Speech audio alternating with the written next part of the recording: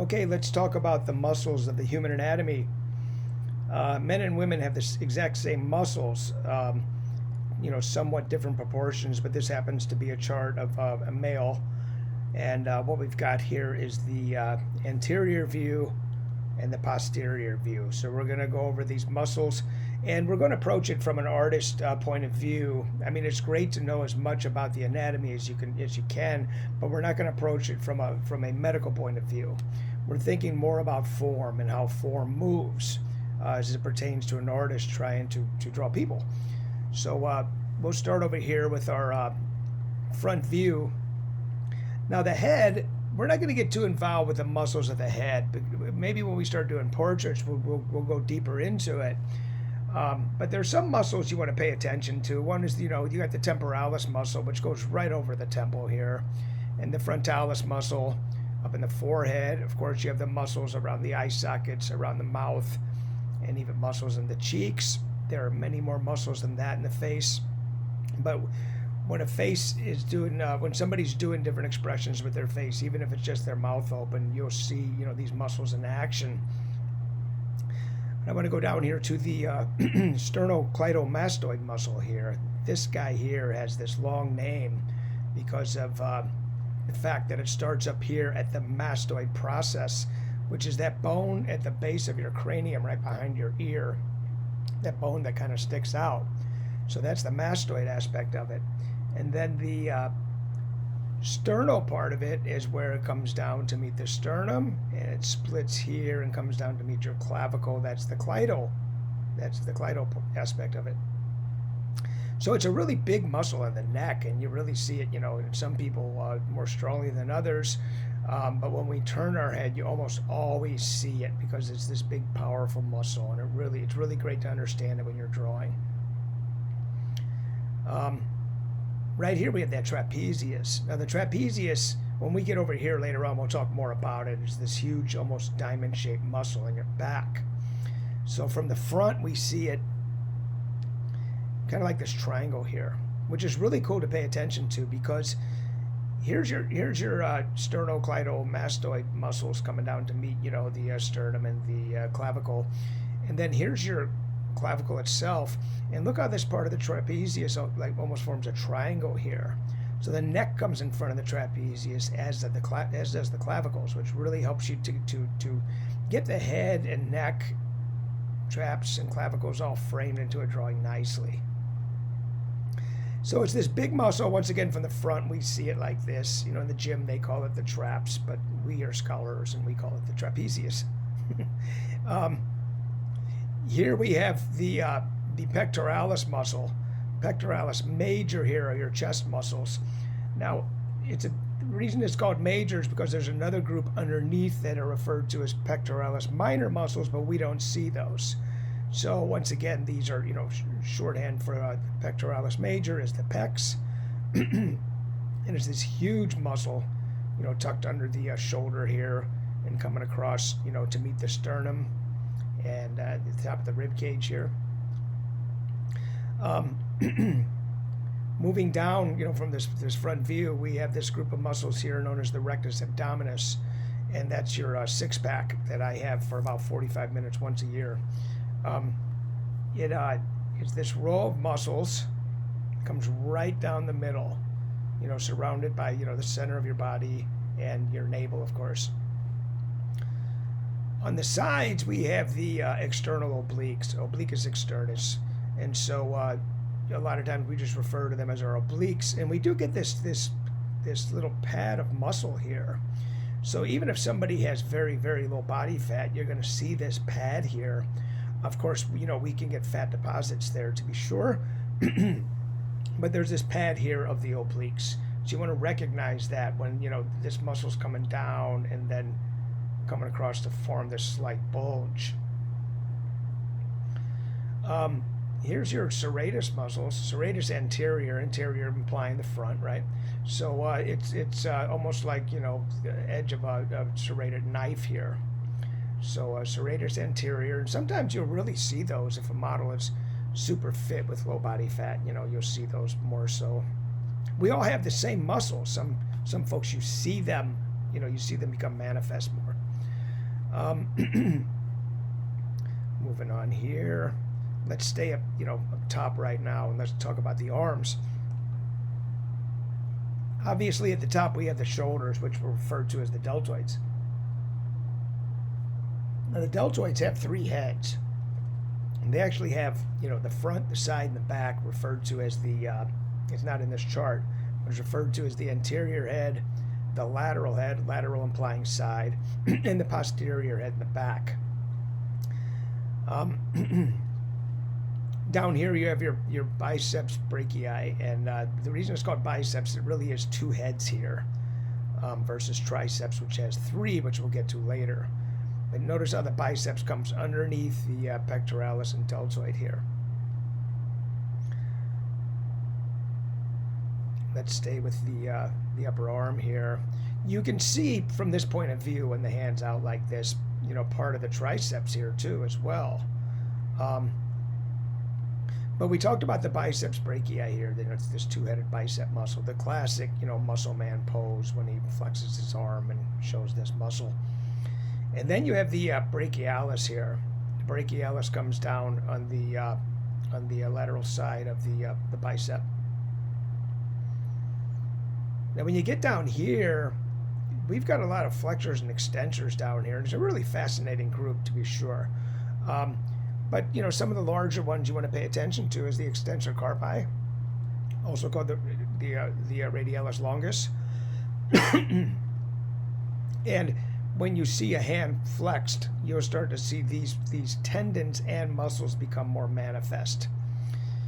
In your hand, you want to pay attention to what we refer to as the thenar and hypothenar. So let's reduce this a little bit, and didn't mean to do that. The thenar and hypothenar. Why is he not coming into the screen? Here we go. So the thenar is this group of muscles next to your thumb. The hypothenar are the ones, where your little finger is. So they're significant pads in your hands that you really want to be aware of when you're drawing hands. So thenar, hypothenar. Let's go back over here.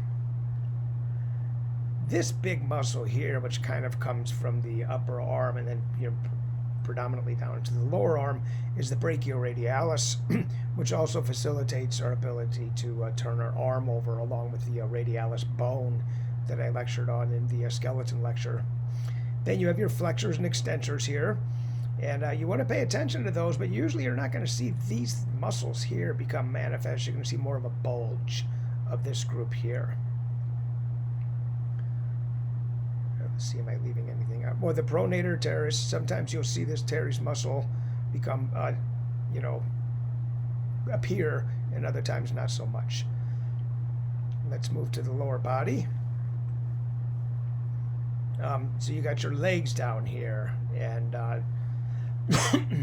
we have a whole, we have different groups of leg muscles. The longest muscle in the body is one you don't see too much of, but this is the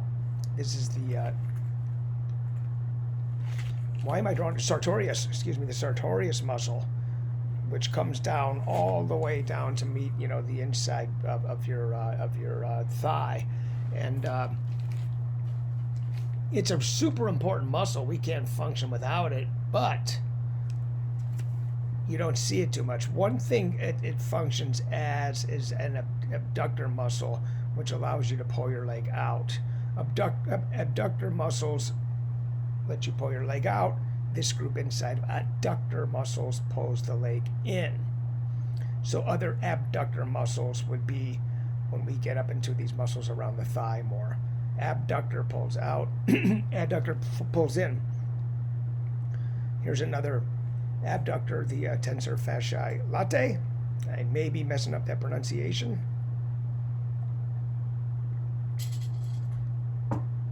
But there's an area here, once in a while you'll see, this triangulation here, which is where you see the tiniest bit of the sartorius, and then of course where the tensor fasciae latae is. Bodybuilders, you can see this a lot.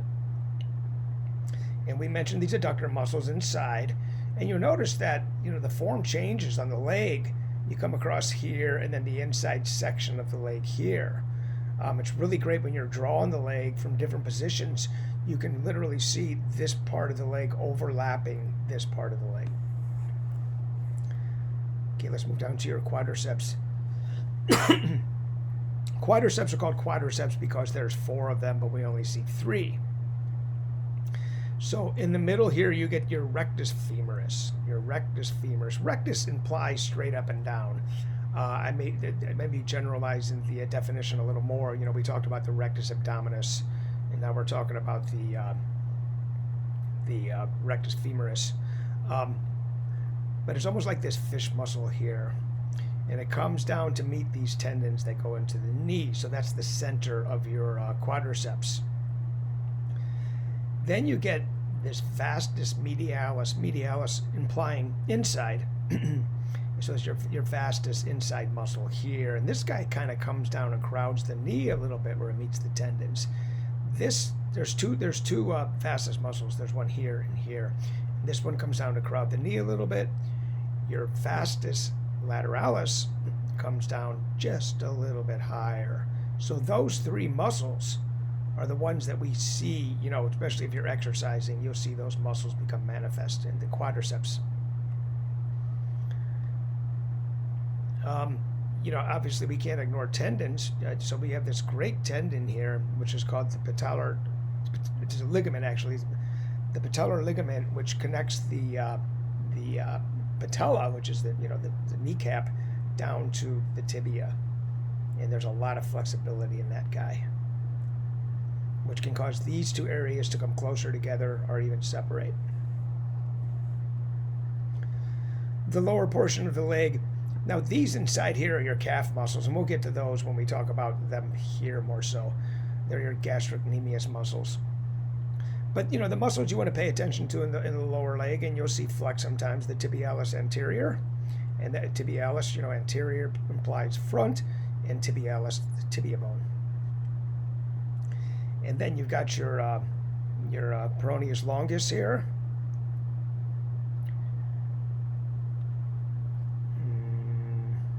And then you've got these tendons coming down into the foot.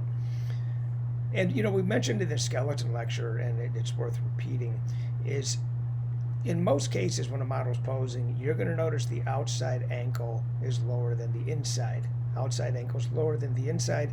That's when I mentioned down and out. Excuse me, my voice is not cooperating.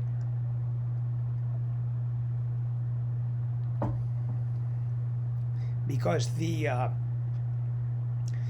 tibia bone comes down a little bit higher than the fibula bone. So there's the ankles again, down and out. It really helps me when I'm drawing feet, guys, to remember that. Okay, let's move over to the posterior view here. You guys have this in your Canvas files, so you can refer to it anytime you want. So what I want to do here is blow this guy up a little bit, and we're going to get to the back of his head here. You have this sheath of muscles coming down from the cranium. I a lot of times butcher that. Occipitalis. Belly of the, you guys pronounce it. One of you guys can look it up. That's homework. But that you'll see those if somebody has their head shaved or if they have their hair very, very short. You'll see these muscles sticking out. Of course, there's the temporalis again. And look here from the back, we see the sternocleidomastoid muscle again. Here it is from the front. Here it is from the back. Look at this overlap here too, guys, because when you're drawing the model, I talked about the neck overlapping the traps here. From behind, look how the traps overlap the neck. So any opportunity you have to draw overlap is going to suggest form, because this overlap here suggests that's further away than the trapezius. The neck's just a little further away than the traps. Here, the neck's a little closer to us than the traps. Overlap's a good friend to have. So the trapezius, once again, this long diamond-shaped muscle. And you can see how it's connected to the clavicles here, the vertebrae, etc.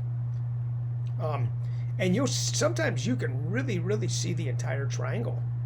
But what we most often see is the bulge here at the top of the traps. There's your deltoids again, and I talked earlier about the deltoids have a front, a rear, and a side head. So this would be your posterior head here versus your anterior head over here. Let's talk about this group of muscles here. Now on this side of the chart, they mentioned the rhomboid muscle, which is fairly deep inside, but you do see it come out. You know, you do see it come out, but on the other side, it explains a little bit more. Here's your rhomboid muscle again.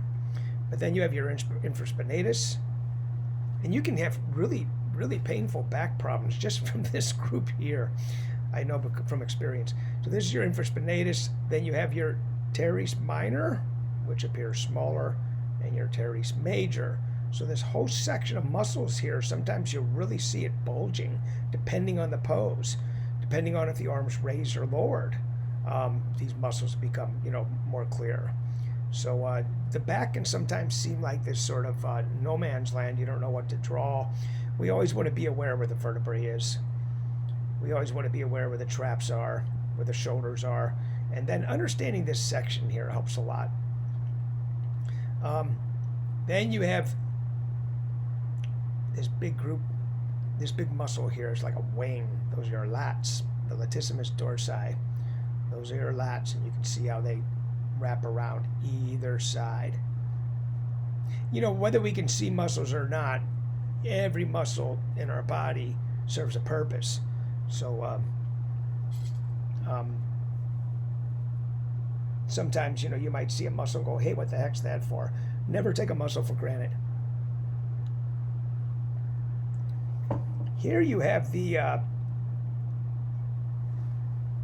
this group of tendons here, and it's a sheet of tendons. It's the aponeurosis latissimus dorsi. So this is your lat, your latissimus dorsi, and this is this group of the group of tendons here. This is kind of like the flat of your back. So when you see a bodybuilder and you see all these muscles bulging, and then you'll see this kind of triangular flat of the back here, that's what's happening. And it really helps to understand what's happening down here, because when I talked about the skeleton, we mentioned at the bottom of the vertebrae you have your sacrum coccyx, which comes down to the tailbone, and you get this little triangular area in here, which once again really helps with drawing the back, understanding what's happening here. Don't want to leave anything out. Don't think I have. Okay, we'll go to the back of the arms here. So here's your triceps, guys. Here's your triceps. And the triceps are called triceps because they're made up of 3 heads. And it doesn't really divide them up here, but what I want to do now is bring this picture into the picture. Oh boy, did I get him in there? Pardon me while I pull it in here. He's not cooperating very well. I'm going to come back to him. I'll come back to him. He's giving me a hard time. So you've got the 3 heads of the triceps. Let's try him again. Okay, here we go. You've got the long head, the lateral head, and the medial head. That's why it's called triceps, because you have those 3 heads. And then you have the tricep tendon here. And, we talked about the flat of the back. You see a flat area of your triceps. In bodybuilders, you see where it becomes fairly flat here. It's this group of tendons. But there are 3 heads to pay attention to here. Long head, lateral head, medial head. There, I pulled that off somehow. Now let's see if I can get rid of him. Success. Okay, back over here. So there's the triceps. We get to the lower arm, and from this side, you're going to see the extensor digitorum. Sometimes you really see that flexed. That's an extensor. So you have flexors and extenders down here. And you have this group of muscles that are just for your thumb, which is really kind of cool. On that note, over here, you've got muscles that are just for your little finger. if you ever try to pick up like a bucket of water or something without engaging your little finger, it's difficult. But once you engage the little finger, it's much easier to carry, something like that. So once again, all these muscles serve a purpose.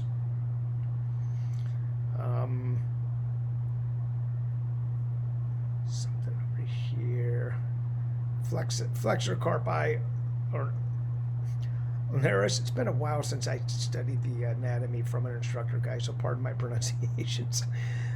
Here's the extensor carpi radialis longus, and then the extensor carpi radialis brevis. Now, you're usually not going to see all these muscles, but you will see parts of them bulge, to be sure, so you want to be aware of those bulges. Okay, let's go on to the glutes. The gluteus muscles, most commonly referred to as the butt muscles, can sometimes, some muscle charts you see it almost looks like butterfly wings on either side. Now that helps to draw the back once again, because remember we talked about this triangle here, and this is where your sacrum coccyx is, at the bottom of this sheath of tendons. Your sacrum coccyx is right down here. Then on either side you get your gluteus medius muscles, which are the smaller muscles of the buttocks, the gluteus medius muscles, and they come around and come down to almost like this point here. So all these things I'm talking about for the back with the traps and this group of muscles, your lats, your obliques become clear from the back too, and then the upper part of the gluteus medius muscles helps you to get some landmarks when you're trying to draw the back. The larger buttocks muscle is the gluteus maximus. Maximus being larger, medius being semi-large or medium. I didn't name these things, but they're cool names. A lot of them are, obviously derived from Latin. Back here, you have what's collectively called your hamstrings. And you usually aren't going to see all of them. Sometimes you'll see some of them bulge for sure. And, it's a good idea, guys, on yourself, not to be weird, but to just flex muscles on different parts of your body and search for these muscles. Search for different muscles in different parts of your anatomy. So when you can feel what's happening in your forearm, in your chest, your deltoids, your legs, you better understand how to draw them. I have to get through this lecture before my voice goes out completely. I have to drink something. I know this isn't Hollywood produced, so bear with me. Your hamstrings here, you get your biceps femoris.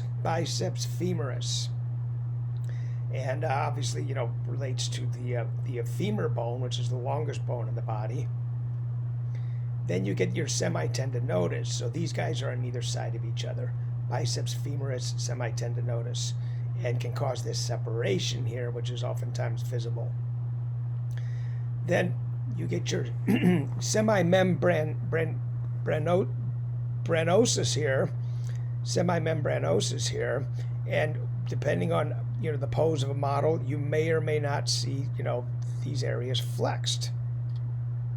What's really cool down here is where you get your biceps femoris coming down, and here where you see your semimembranosus coming across, you get this little triangle here, and when the leg's bent, sometimes you'll really see that concave area. And anytime we refer to a fossa, it means a concave area. So you don't have to remember the name of this, but it's a cool name to throw around so you can sound scholarly. It's the popliteal fossa, and you'll see this little concave area sometimes when the leg's bent, the popliteal fossa. The bottom of the popliteal fossa, which isn't named here, you get either side of the heads of your calf muscles.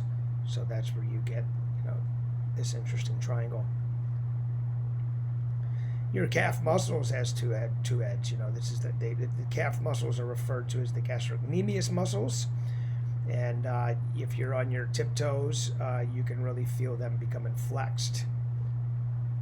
And here's the inside, and here's the outside. Now, don't forget that for a minute, because we were talking about the ankles earlier. Remember with the ankles, we said down and out. The outside ankle's lower than the inside ankle. Well, with the gastrocnemius muscles, and it's not as clear on this chart, but you'll see it, when models have their legs flexed. The inside calf muscle appears lower. The inside calf muscle appears lower. The outside ankle's lower. So you kind of get the opposite going on here. Ankle going this way, calf muscles going this way. Really helps to get that lower part of the leg. Along with understanding, with your Achilles tendon here, the way it's going to come down and meet your heel bone here, your calcaneus bone. So you get, these landmarks here. You get the calf muscles, you get your Achilles tendon, and you get the ankles on either side. You get the heel here with the ball, just the heel here, and all this overlaps. From this point of view, the instep of the foot, and this foot's very foreshortened. And we'll get into foreshortened poses later.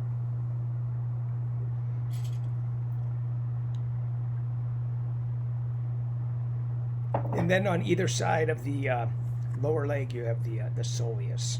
The soleus.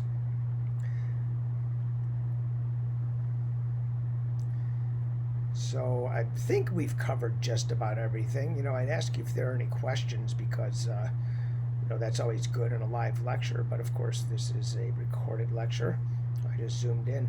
I also actually provided you guys with another picture I found on the internet here, which this guy's wonderful. He's just so silly that can I get him in there now?